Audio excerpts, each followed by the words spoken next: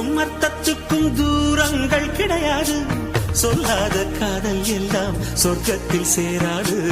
எண்ணிக்கை தீர்ந்தாலும் முத்தங்கள் தீராது. எண்ணிக்கை பார்த்தாலே முத்தங்கள் ஆகாது. அனுபவமோ